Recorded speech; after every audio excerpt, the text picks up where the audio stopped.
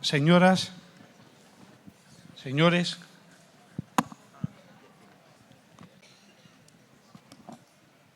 el acto va a empezar. Buenas noches, buenas tardes. Es un placer estar aquí con ustedes, con estos compañeros, no vamos a decir de mesa, pero sí de tablado, de tarima.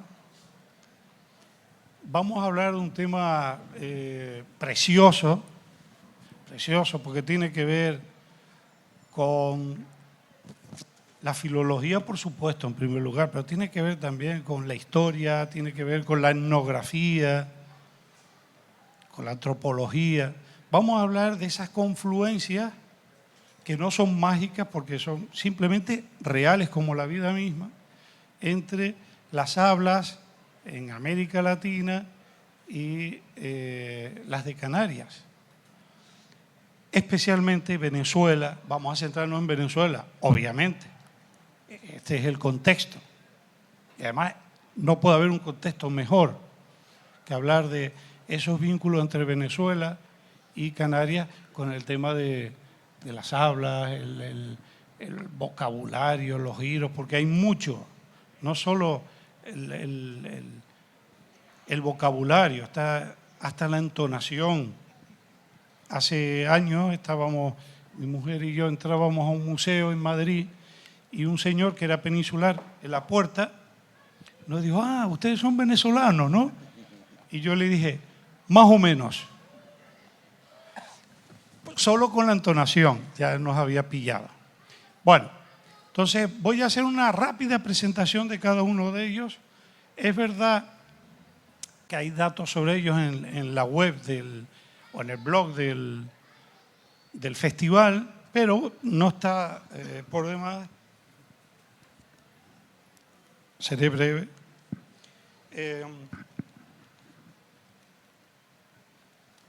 A mi izquierda está Francisco Javier Pérez.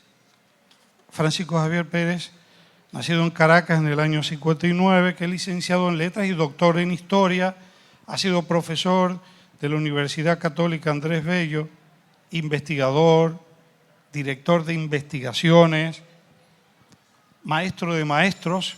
Aquí hemos visto muchos alumnos tuyos, ¿no?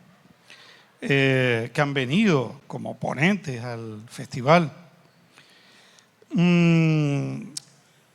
Director de investigación en el Centro de Estudios Latinoamericanos Rómulo Gallego y en la Universidad de Augsburgo, entre otros méritos académicos. Fue presidente de la Academia Venezolana de la Lengua en 2 periodos diferentes y actualmente es el secretario de la Asociación de Academias de la Lengua Española y tiene su oficina nada menos que en la Real Academia de la Lengua en Madrid, al lado del Museo del Prado. Autor de más de 20 libros sobre lexicografía, historia de la lingüística y literatura. Solo voy a mencionar los más recientes: Los años alemanes, publicado en el 2018. Todo esto es por si están ahí, para hacer publicidad y que la gente los compre. Relatos de los últimos días, del 2020. Y sus últimos libros: Veneración de Bello, 2022. Por una democracia de la lengua, del 2023. Los jesuitas venezolanos y el lenguaje, 2024. Y luego otro precioso sobre María Rosa Alonso, que supongo que dirás algo hoy sobre ella ahora, ¿no? A su lado está Antonio López Ortega, que, bueno, tiene, igual que Francisco Javier, una biografía y un currículum enorme, enorme. Vamos a resumir. Últimamente, como narrador, sus últimos libros publicados como narrador: Preámbulo, del 2021, Casa Natal, Relatos, del 2023, y esa espléndida novela Los Oyentes, publicada por Pretextos en el 2023. Magnífico narrador Antonio López, pero también ha sido ensayista. Destacaría un libro que me da que no está aquí, La Gran Regresión, magnífico, del 2017. Ha hecho unos trabajos maravillosos como compilador, en La Vasta Brevedad, que es una selección de relatos de Venezuela, de autores venezolanos, Rasgos Comunes, libro del que se habló ayer aquí, que es una antología, una selección de lo más granado de la poesía venezolana, también publicada por Pretextos 2019, y ha sido editor, es decir, ha preparado ediciones de las obras poéticas reunidas de Alejandro Oliveros, de Yolanda Pantin, que nos honra con su presencia aquí en La Palma, Igor Barreto, lo mismo, digo, Igor, idem de idem, Guillermo Sucre, e incluso ha sido coeditor de la obra completa de Eugenio Montejo, también con Pretextos. O sea que, y bueno, y Antonio, yo no sabía esto, que eras caballero de las artes y las letras en Francia. Tiene muchas distinciones y una de ellas es esta, me llamó la atención, tener un amigo que es caballero de las letras y de las artes. Sí.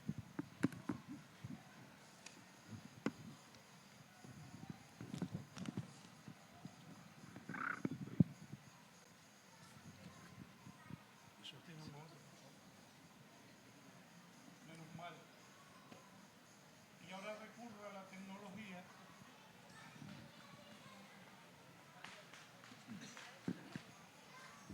Tenemos también la suerte de contar con la presencia de Adalbert Salas Hernández, autor de muchos libros de poesía, todos importantes, todos valoradísimos por la crítica, una de las voces más importantes de Venezuela. Ha ganado premios importantísimos como el de poesía Arcipreste de Ita, publicado en el 2015, La ciencia de las despedidas, del 2018, Nuevas cartas náuticas, todos estos publicados en Pretextos. Las fuerzas débiles, del 2024,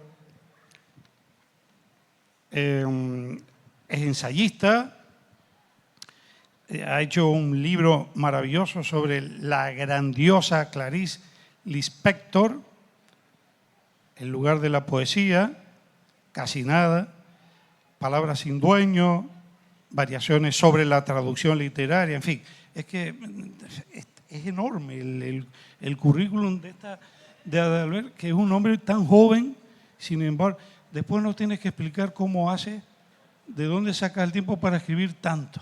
Café, mucho café. Ese es el Café, secreto. café. Bueno, no es mala. Y tenemos a Ernesto Suárez. Como dicen ustedes los venezolanos, es mi pana. Ernesto Suárez. Le dije ayer, estamos hablando, me dice Ernesto, oye, pero él es psicólogo, doctor en psicología, profesor en la Universidad de La Laguna, y me decía, pero yo no soy experto en nada de esto de las hablas y tal. ¿Cómo que no? Si tus libros de poemas, porque él es poeta, además de profesor y de psicólogo, es poeta. Y es también capitán Araña. Yo digo que es el capitán Araña de las letras insulares de Canarias, porque es un promotor, igual que Antonio, de muchas actividades culturales de todo tipo, pero especialmente literarias. Y dice, pero ¿qué voy a hacer yo? ¿De qué voy a hablar? Pues si tu poesía está llena de modismos venezolanos. ¿Y saben lo que me respondió? Me dijo, no joda. Le dije, ¿ves tú que sí? Bueno, de Ernesto puedo decir que tiene una obra vastísima como poeta. Últimamente está embarcado en una aventura preciosa que es la de Cartonera Island, que es una manera alternativa de publicar y de sacar de la sombra o del silencio a muchas voces interesantísimas jóvenes de la poesía en Canarias. Y su primer libro, Relato del náufrago, no, ese es muy posterior. ¿Cómo era que lo dijimos ayer? No lo voy a repetir, el título es horrible. Bueno, pero si pueden, tienen que leer Relato del náufrago y estos libros últimos, y ya acaba mi presentación. Y de verdad que voy a hablar muy poco. Yo les recomiendo que lean La Casa Transparente, maravilloso. Esprit, Ruido o la Luz. Espérate porque me desobedece esto. Arrecia, La Habitación China, publicada en La Península en ediciones liliputienses. Una palmera se levanta desde un huerto invisible. Los poemas de la Cuesta de Abisinia, que fue presentado muy recientemente, incluso aquí en La Palma. En fin, vamos a hablar con ellos. Y yo propongo que el gran Antonio López Ortega empiece. Él ha traído un pequeño texto. Le digo, ¿qué te parece si comienzas tú? Y a partir de ese texto y un reto, un juego casi de concurso televisivo que traigo yo aquí para ustedes, esto es una sorpresa y ellos no lo saben, ya damos el arranque definitivo. ¿Les parece bien? Vamos a empezar con Antonio López Ortega, por favor.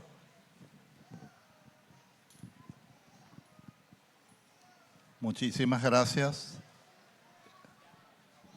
Bueno, un placer estar con estos queridísimos amigos y colegas. Es como estar en familia.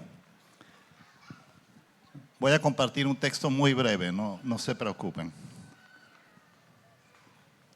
Una reflexión sobre el español de Venezuela y el español de Canarias solo me puede llevar a mi madre. La nombro en este foro María Minerva Ortega Morales, porque nació en esta hermosa isla de La Palma, específicamente en la villa de Mazo, como reza en su partida de nacimiento, última de 7 hermanos nacidos entre 1921 y 1930. Mi abuela, María, una santa que no dejaba de sonreír, a quien llamaban Mariquita, procreó a sus hijos uno tras otro con alguna pérdida inconfesable y a partir de los postreros 40 vio zarpar en bergantines que flotaban como latas de sardinas a toda su prole hacia Venezuela, un destino colectivo que era el de todos los palmeros. La última en atravesar el Atlántico fue Maruja, o Marujita, mi madre, en 1955, interrumpiendo sus estudios de filología que cursaba en la Universidad de La Laguna. Esa corta experiencia, más el influjo de mi tía Olga, su hermana mayor, que sí los pudo completar hasta convertirse en profesora de literatura hispánica, la acercó a lecturas y autores cuyos nombres fue olvidando. Así, en cualquier remanso, mientras pasaba el pan o servía una croqueta de pescado, citaba de memoria un soneto de Quevedo. Érase un hombre a una nariz pegado, sin recordar que precisamente había sido escrito por el gran maestro. El primer destino de Marujita en el país que terminó haciendo suyo fue Punto Fijo, en la península de Paraguaná, voz indígena que se podría traducir como lluvia escasa. Ese caserío anárquico de pescadores que fue creciendo como una suma de arrabales, hacia 1953 se vio cercado por 2 refinerías colosales, Amuay y Cardón, cuyas luces, encendidas al filo del atardecer, en la lejanía temblorosa de cardos y chivos semejaban a las de Manhattan. Tras ese mismo esplendor, había llegado antes su hermana Olga, contratada como profesora de lengua y literatura por el mejor instituto de la ciudad. En ese plantel también recalaría Marujita, pues sin saberlo, su hermana protectora le había agenciado una plaza como maestra de kinder. Sin embargo, el revuelo de críos que tiraban de sus faldas no duraría mucho, porque invitadas ambas a una fiesta bailable en el Club Miramar del Campo Shell, un joven ejecutivo de recursos humanos la sacó a bailar sin saber que la danza o el rito sería para siempre. Este joven apuesto y atrevido se llamaba Antonio López Flores. Para más señas, mi padre. Mentiría si dijera que tengo recuerdos de mi madre en el campo Shell de Punto Fijo. Son más bien imágenes, sensaciones las que me abordan. Pero ya a partir de 1961, cuando nos mudamos a Bachaquero, en el estado Zulia, un campo de extracción de petróleo pesado, comienzo a reconocer su voz, su timbre, sus inflexiones sonoras.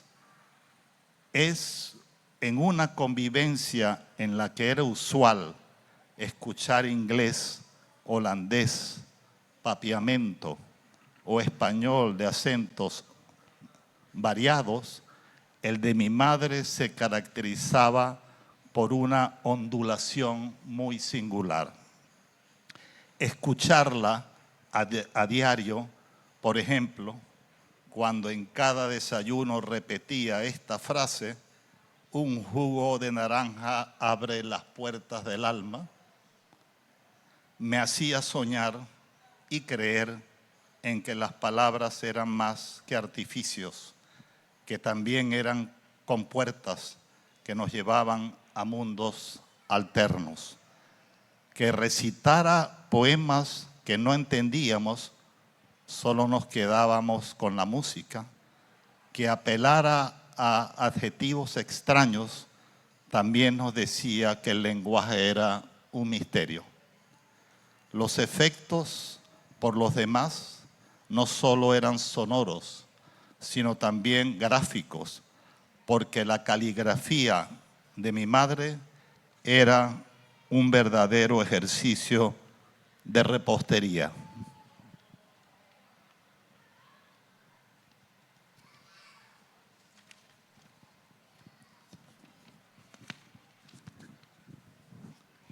De repostería, al punto de pedirle en cada inicio de periodo escolar que me rubricara mis cuadernos y libros con títulos como biología, lenguaje o matemática. Una maraña de corte barroco que asombraba a mis compañeros de curso. Si todo lo que describo hasta ahora podría corresponder a lo que en esta mesa estamos llamando español de Canarias, muy rápidamente mi madre hizo una inmersión en el español de Venezuela, pero con la complejidad de que iniciarse en el terreno zuliano, léase maracucho, era como nadar en un tercer idioma, que lo diga aquí mi colega Francisco Javier. Muy pronto yo celebraba que mi madre pronunciara las palabras que todos mis amiguitos repetían a diario. Y me van a disculpar esta secuencia de léxico, ¿no? cepillado, guineo, bojote, limonzón, mandoca, mechurrio, piragua, maruto, molleja, verga, buruza, icaco, palmito, ampolleta, barullo, busaca, caujil, coscorronazo. Esa sí se entiende. Y pare usted de contar. ¿Quién diría que una palmera de mazo, recitadora de Quevedo, se plantaría ante cualquier viandante y pudiera explayarse en su propia jerga?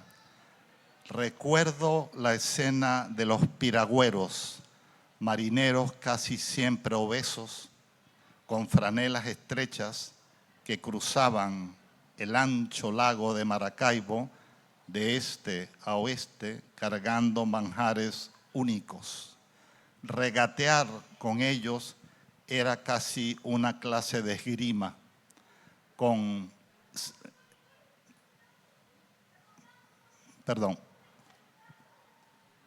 regatear con ellos era casi una clase de esgrima con sables anchos y desde lejos veía yo a Marujita reduciéndolos en sus apetencias y fijando el precio de compra que nadie podía discutir. Tiendo a pensar que mi oficio de escritor viene sobre todo de mi relación con el lenguaje, no como medio, sino como fin.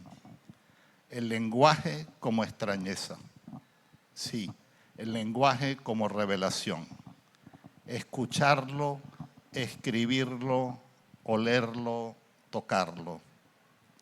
Y sí, estoy convencido de que escribo con el español de Venezuela, desde el español de Venezuela. Ese es mi gentilicio, lo sé, pero también siento como una proximidad, como un sendero estrecho, como una resonancia que se va borrando, que una parte de mí, sin duda, bebe desde el español de Canarias, el español de mi madre palmera, que en su cuerpo blando se fue borrando hasta entregarse a Venezuela.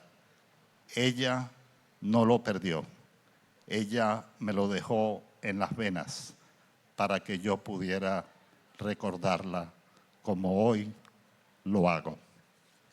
Gracias.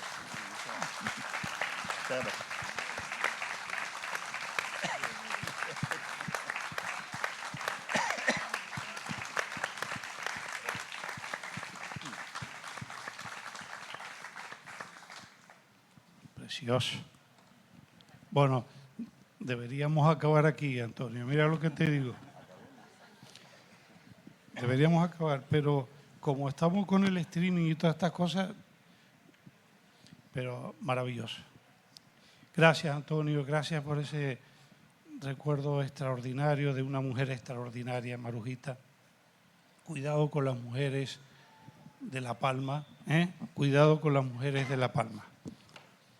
Bueno, ¿a quién le pregunto ahora? ¿A Ernesto, a Adalberto o a ti? No. Vamos a preguntarle al maestro Francisco Javier, experto, filólogo, bueno, no voy a repetir lo que les dije antes. Me gustaría que nos dieras tu visión de un hombre perfectamente instruido en el tema, desde tu trabajo en Venezuela, pero también desde tu visión ahora, porque llevas unos años viviendo aquí en España, en Madrid. Me gustaría, a ver, ¿cuál es tu visión del tema? Buenas tardes a todos.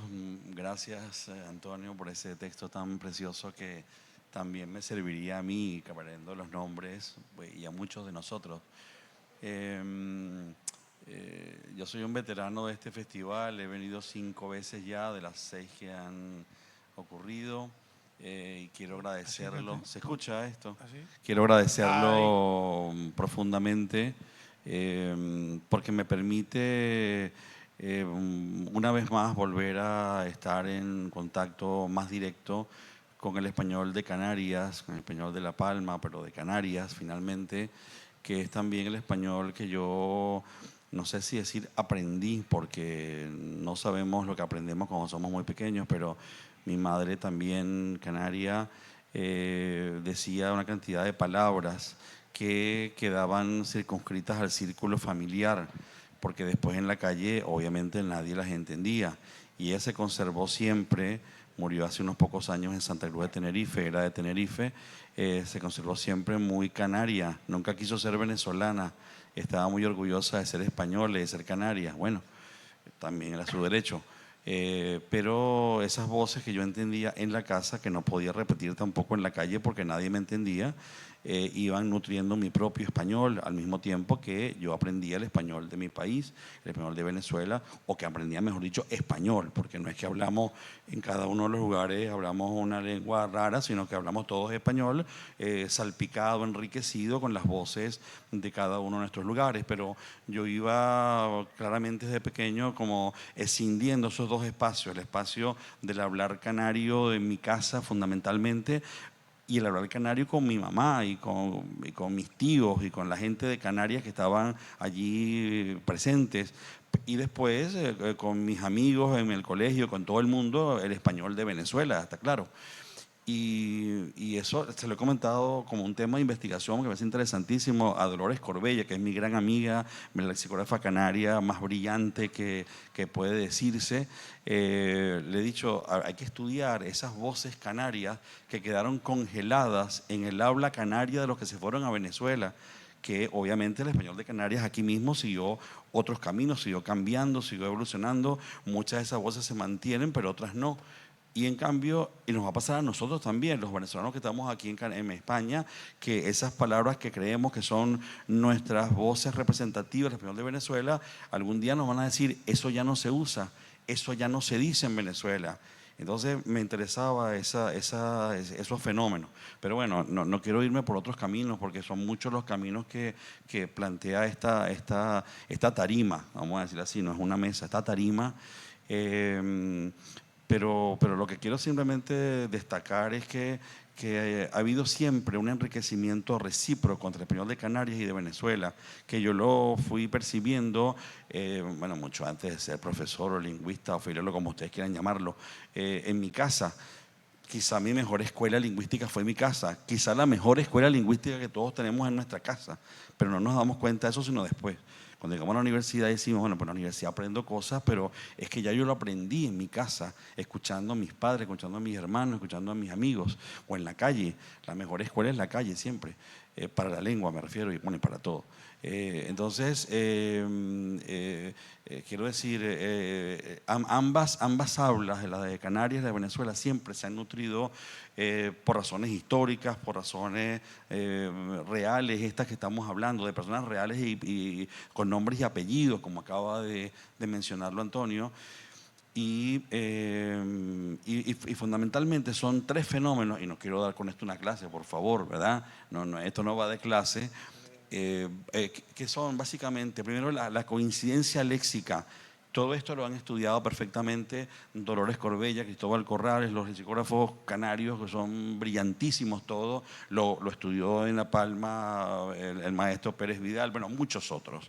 No quiero hacer la lista. Y en Venezuela también los hemos estudiado algunos, entre los que yo me cuento como el más pequeño de todos, ¿verdad? Más pequeño en todo sentido, Rosenblatt lo estudió y otros autores, que son las coincidencias léxicas, voces que están usándose prácticamente idénticas en las islas y en Venezuela. Pero también, por ejemplo, decir todo el amplio espectro del verbo votar o todo el amplio espectro del sustantivo palo. Palo es en Venezuela todo, palo es en Canarias muchas cosas también, ¿verdad? No solamente es un trago de licor, palo es el tallo de un árbol o un árbol mismo, palo es el pene, palo es cualquier cosa. Bueno, entonces es la voz más rica en el español de Venezuela. En mi diccionario histórico, el español de Venezuela ocupa aproximadamente 50 páginas, todas las acepciones de palo y todas las formas fraseológicas a partir de la voz palo. Pero entonces decía, coincidencias léxicas. Después, las interinfluencias, es decir, cuando de aquí para allá o de allá para acá vienen voces, vienen frases, y eso está ocurriendo permanentemente desde siempre.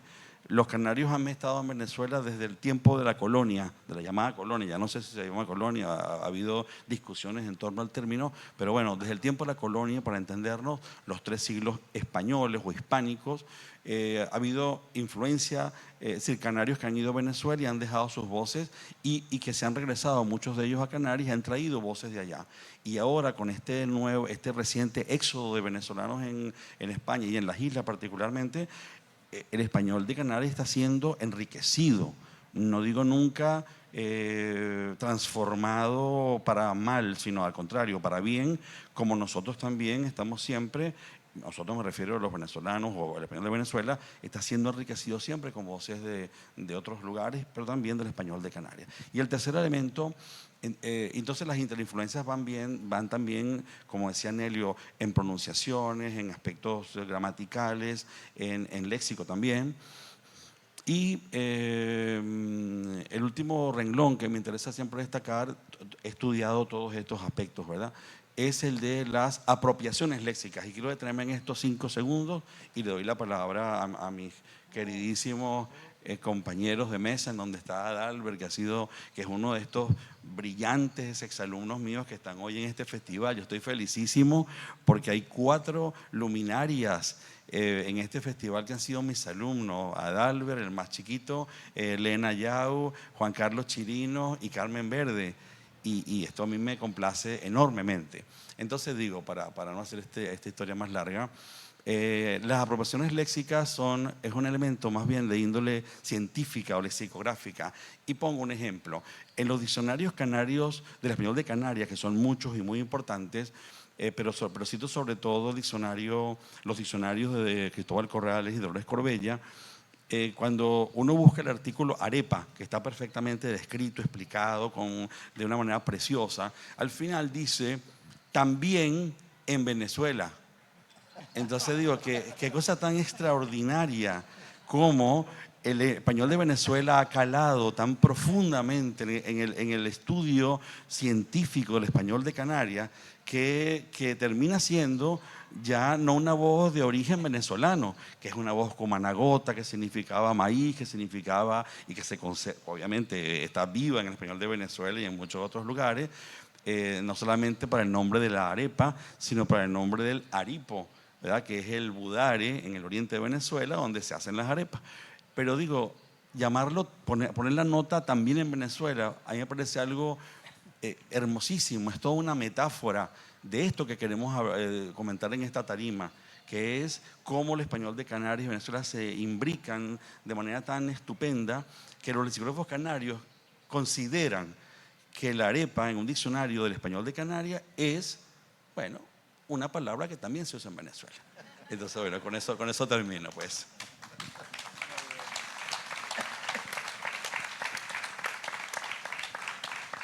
Muy bien.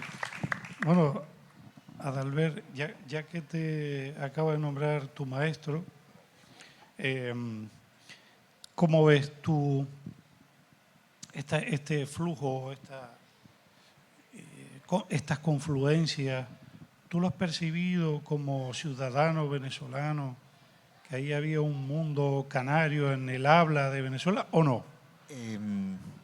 Pues sí. Ya, gracias, buenas noches. No, un gusto estar acá, un gusto estar rodeado de gente tan querida. Me honra estar en esta tarima, rodeado de amigos. Es un privilegio que uno no siempre tiene, así que voy a aprovecharlo. Y voy a aprovechar también que ya no veo a nadie, porque la luz no me lo permite, así que no tengo vergüenza. Si pudiera ver sus rostros, quizás pensaría 2 veces antes de decir alguna barbaridad. Pero gracias, muchas gracias por estar aquí.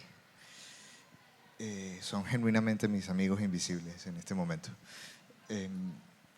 Y volviendo a la pregunta, Anelio, sí, sí, pero claro, nosotros cuatro, por distintas razones, pero todas de índole íntima, tenemos una relación muy particular con esa intersección entre el español de Canarias y el español de Venezuela. En mi caso, como en el de Antonio y el de Francisco Javier, quien amablemente tomó responsabilidad por cualquier barbaridad que hagan sus alumnos, exalumnos, crecí en un ámbito familiar donde el vocabulario canario era muy común, porque mi abuela materna, que fue en suma la única abuela que conocí, que fue una figura capital en mi vida, era herreña y se aferraba a su variedad del español como, ¿cómo lo diría?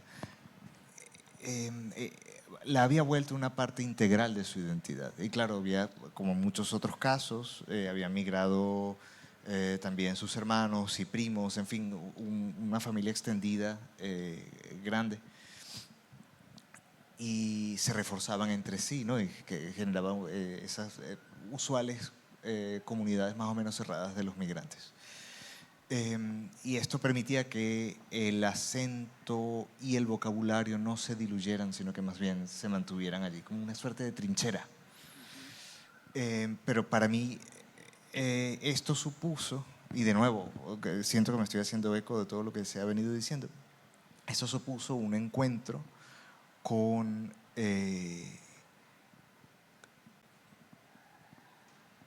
la capacidad del lenguaje para producir diferencia.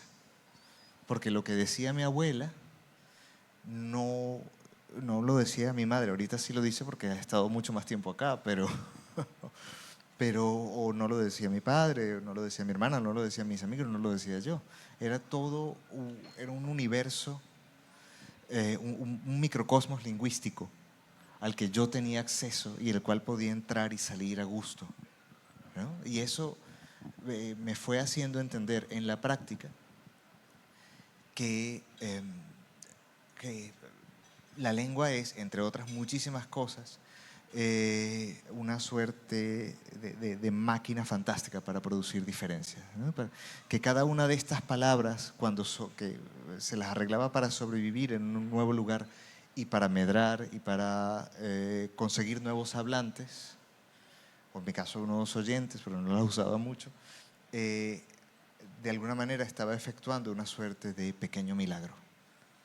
Entonces, yo creo que en parte por eso he escogido como oficio el de la traducción, ¿no? Porque ya en esa primera extrañeza hay una relación con la lengua que no es dogmática, que más bien es permeable, que más bien me permite un tránsito y un ir y venir y una conciencia de que ninguna variedad del español es más legítima que otra, ¿no? Que es algo que es una enfermedad de muchos traductores, ¿no? Luego, eso también me permitió tomar conciencia de cierta musicalidad en la lengua, que para mí es maravillosa. Hay un cantadito, digamos, en el acento canario que no necesariamente tenía mi particular acento venezolano y el de mi contexto, que luego hay también infinidad de variaciones. Y poder pasar de una música a otra fue un gran privilegio. Y esas cosas curiosas, ¿no? De cómo los tránsitos se efectúan de maneras imprevisibles, ¿no? Y cómo la lengua, la vida de la lengua y la vida de sus hablantes van creando como momentos de consonancia que parecen dictados por un narrador. Mi abuela detentaba este vocabulario, lo esgrimía. Yo no lo adopté. Pasó el tiempo, pasaron muchos años. Tuve una hija que está en el público, que tampoco puedo ver, pero debe estar avergonzadísima de que la esté nombrando. Y mi hija creció en Canadá, en Montreal. Y por esas cosas curiosas de cómo sobrevive la lengua en otros ámbitos que no le son inicialmente propios, ella hablaba con un acento caraqueño, repleto de obscenidades. Es la persona más mal hablada que yo haya conocido en mi vida. Uno no sabe cómo cabía tanto veneno en un cuerpito tan pequeño. Pero bueno, con una gran soltura. Un acento que no tenía nadie a su alrededor, salvo su madre, su tía y yo cuando visitaba. Entonces, luego ocurrió que mi hija se mudó a Tenerife con la pandemia, con su madre, por supuesto. Y allí se las ha arreglado para adoptar el acento tinerfeño de Santa Cruz por completo. Y esa maleabilidad, esa permeabilidad pareciera como cerrar el círculo, ¿no? en este pequeño relato. A mí me encanta eso. A mí esas travesías lingüísticas a mí me dejan maravillado, como si me hubieran contado una fábula.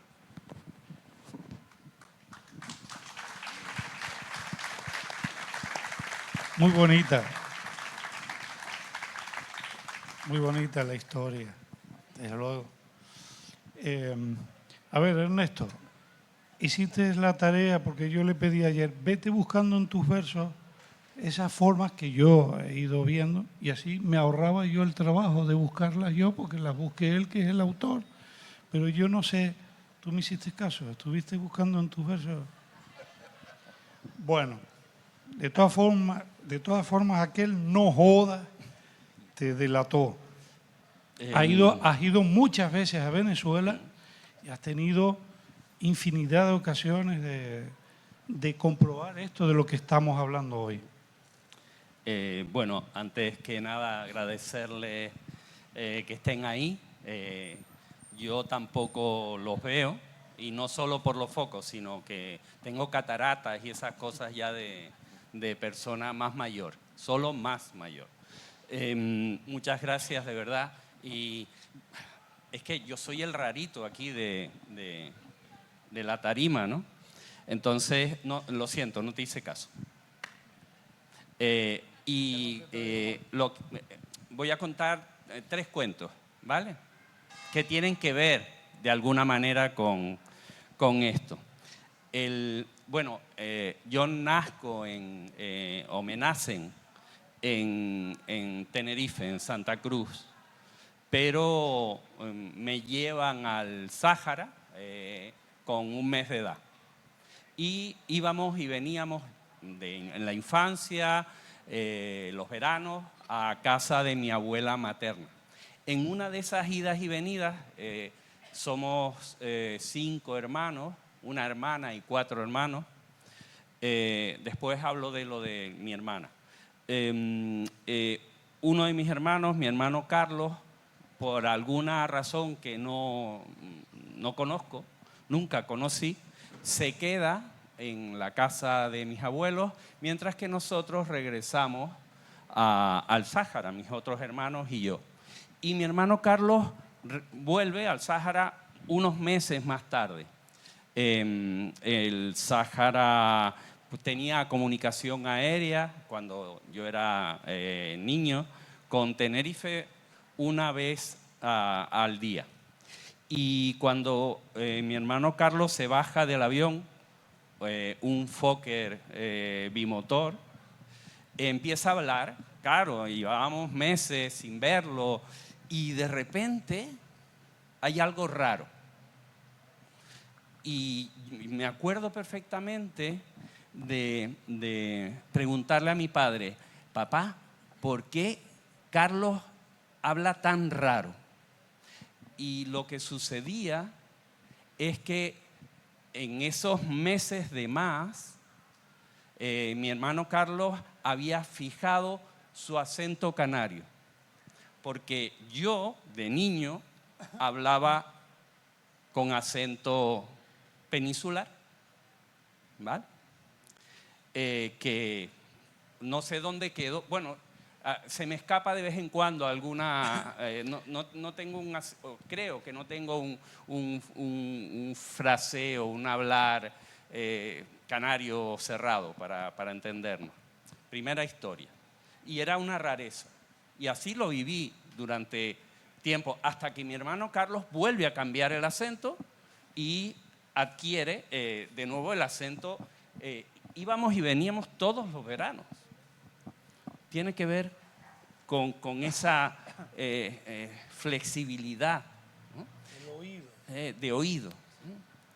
de sonido. Segunda historia. Claro, yo llego al español de Venezuela en sentido contrario. O sea, es decir, es mi familia venezolana. Yo no, ni nací, ni me crié con personas venezolanas, nada. Pero es cierto que, y ahí entra el padre de mi pareja, canario, retornado, que se trajo muchas frases, expresiones, y a toda persona en el norte, vivía en la Caleta de Interior, en el norte de Tenerife, lo llamaba chamo. Chamo, chamo, chamo. Y la gente lo recibía como si fuera su nombre. O sea, perfectamente, sin ningún problema. Y él lo usaba como si estuviera nombrando a cada una de las personas por su nombre, chamo. Tercera historia, para que vea que es una cosa de padres, Malena, yo voy también a nombrar a mi hija. Mi hija el otro día estábamos hablando, mi hija va a cumplir 21 años, ¿no? Y hablando, y no sé de qué estábamos hablando, entonces es que esos pibes, para mí, una expresión absolutamente canaria. Los pibes, las pibas, ¿vale? Y me mira fijamente y me dice, papá, qué boomer eres. Claro, y de repente, es que ella no utiliza. Y de nuevo, y ahora ella ahora está estudiando en Córdoba, en Andalucía, y lleva 2 años, y me viene hablando de las chiquillas y los chiquillos casi con acento andaluz. Es decir, esas idas y venidas, dije que iba a contar tres cosas, una cuarta, soy un mentiroso. Les decía de mi hermana. Mi hermana se casó hace mucho tiempo con Marco Antonio Silvestrini Alemagni, un puertorriqueño de origen mallorquín y corso. Y mi hermana de Tenerife, pero también de Layún, y mis padres pues iban y venían con mucha frecuencia a Puerto Rico, y en una de esas mi madre me dice, mamá, no sé de qué estábamos refiriéndonos, y me dice, no, y tú llámame para atrás. Y claro, y yo dije, ¿cómo? Sí, que me llames para atrás. Call me back. En mi familia puertorriqueña habla español. O sea, de nuevo, pero el uso, el pirateo, es pirateo puro y duro. Es apropiarse y para mí es maravilloso, de acentos, de expresiones, de historias, de formas de contar.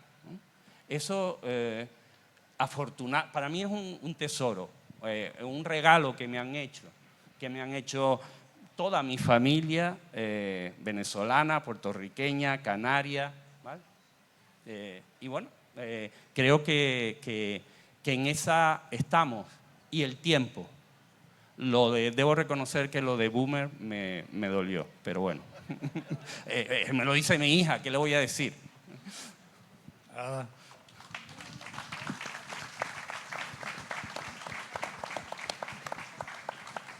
Yo les...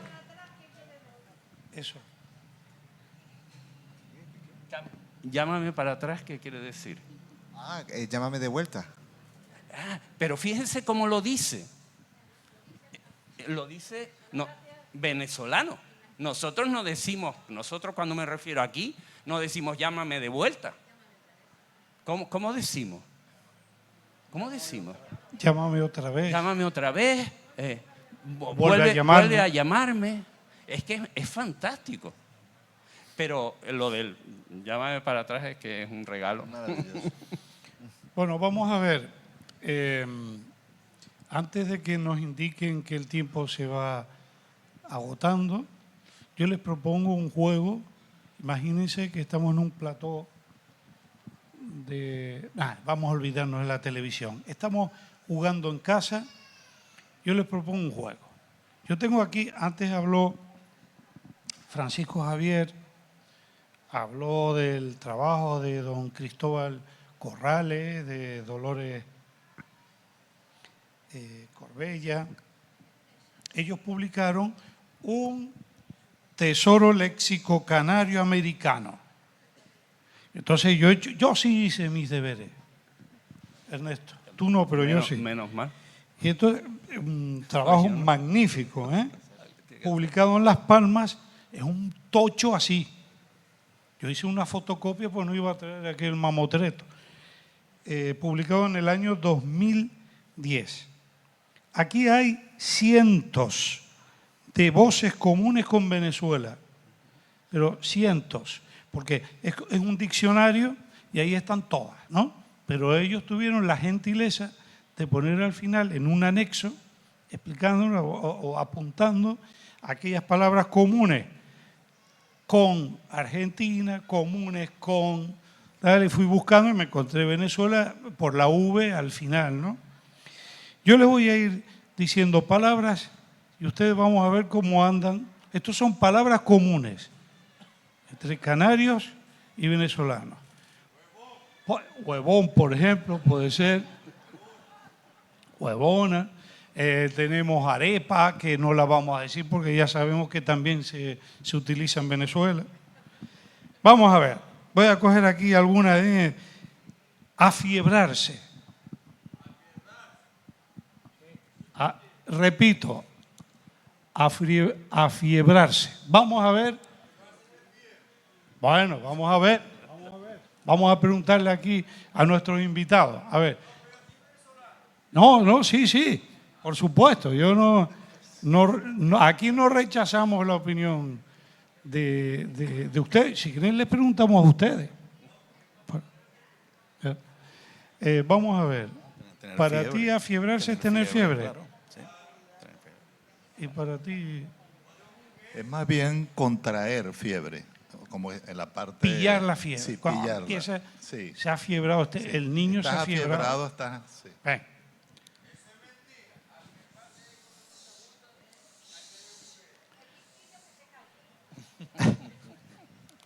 Bueno, vamos a ver, vamos a decir varios. Por buscar por aquí, bueno, está botarate, apenitas. ¿Ustedes utilizan apenitas? Ernesto sé que sí. Pero ¿y ustedes tres, como en Venezuela se usa apenitas? ¿A ti te Yo lo he suena? escuchado menos, pero sí. Sí. ¿Y tú, Adalbert? Ya a mí no me tocó el uso de la penitas. Bueno, y sonso, no joda.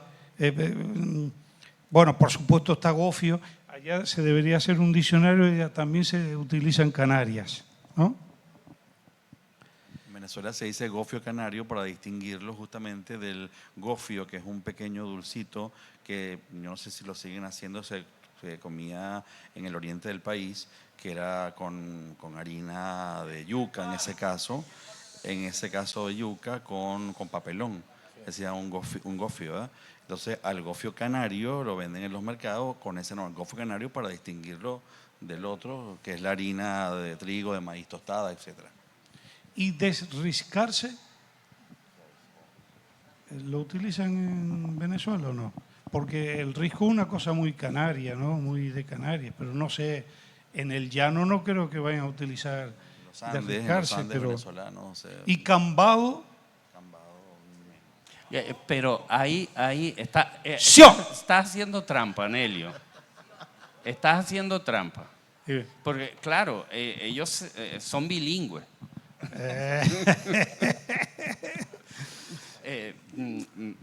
Mira, Ane, guineo.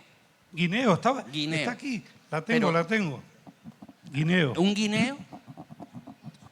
Un banano. Sí, claro. Sí, ¿En pero- Puerto Rico? No Un me acuerdo. fastidio. No, es un guineo, es una matraquilla, Sí, sí. una... Y por aquí a veces también, yo lo he percibido en también. Canarias, ¿no? Es un guineo. Eso es un guineo. Es un guineo. O sea, Qué maravilla, yo no sabía eso, me encanta. Sí, pues vamos a leer varias. Yo tengo... Sí, a ver, dime. No, sobre eso, y disculpen la... Sí. Me estoy acordando de un gran lingüista que fue profesor mío en la Escuela de Letras, Dintrono, Francisco Dintrono, que nos decía que en Venezuela se podían contabilizar 28 maneras de decir cambur, o lo que sería plátano aquí, ¿verdad? Entonces él nos decía, ¿cuántas maneras de decir cambur existen en Venezuela? Bueno, no podía, y de pronto decía 28. Y después preguntaba, ¿cuántas maneras de decir nieve existen en Alaska? 28, contestaba. Y preguntaba, ¿y cuántas maneras creen ustedes que existen de cambur en Alaska? Entonces después decía, ninguna. Por supuesto, ¿no?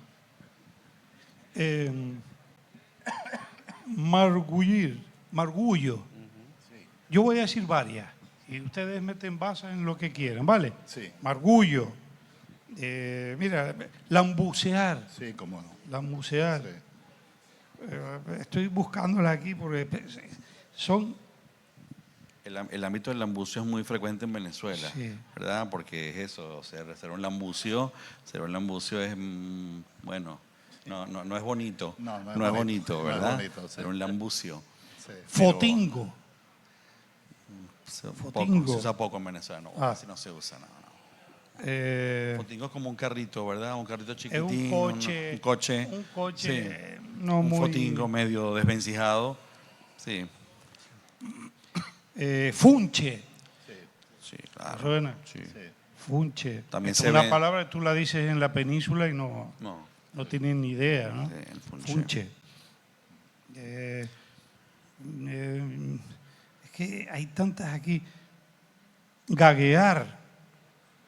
Gaguear. Gago, el gago que gaguea. Ah, que gaguea. Sí, claro. Gembrero. Hembrero, sí. Gembrero. Bien. Menos mal que... Listo. Papujo.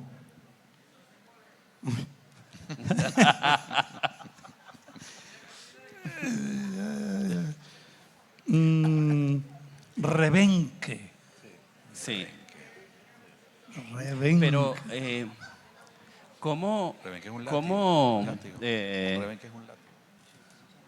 cómo modificamos nuestra habla dependiendo de la situación, ¿vale? Dependiendo del contexto. Y cómo somos capaces, y eso tiene que ver con la literatura, cómo imaginamos o cómo simulamos un habla en la escritura. Porque simulamos un habla. Estoy pensando en libros hay un autor que yo siempre, para mí es de cabecera, que ha escrito muy poco, Ignacio Gaspar, un narrador excelente de Tenerife, del sur de Tenerife, y uno de los personajes de un pequeño cuento es Isidro Majano. Isidro Majano es Isidro Majano porque va, en el cuento va montado en un majano, en un mojón, y va como a caballito, y cada vez que se acerca a un lugar dice: yo estoy aquí, esto es mío. Para mí es una metáfora también de cómo nos apropiamos a veces violentamente del habla, del idioma, de la lengua, ¿no? Y eso cómo se traslada a la escritura, a la escritura literaria, a un poema, a un cuento, a una novela, ¿no? Para mí eso es otro de los grandes misterios del idioma, ¿no? A través de la creatividad de cada una de las personas que son capaces de decir: esto es mío y yo lo apreso, ¿no? Vamos ya prácticamente a acabar con 2 palabras, que pueden venir aquí muy bien. Bueno, o 4, vamos a poner alguna más. Sedeta. Sí. La cesta. Una cesta, sí. Sí se usa todavía en Venezuela, Sí. pero Sí. bueno, una cereta, sí. Toletazo. Toletazo, sí. Un Sí, golpe, sí. sí. Y Sí. Coletazo de lluvia, Y- por ejemplo. Sí. toletazo, que tiene que ver con tolete, Con tolete. también. Con tolete. Y podemos acabar con una: rascarse. Está rascado. Un aplauso para nuestros 4 maravillosos invitados. Para ti, Anelio. Los 4 grandes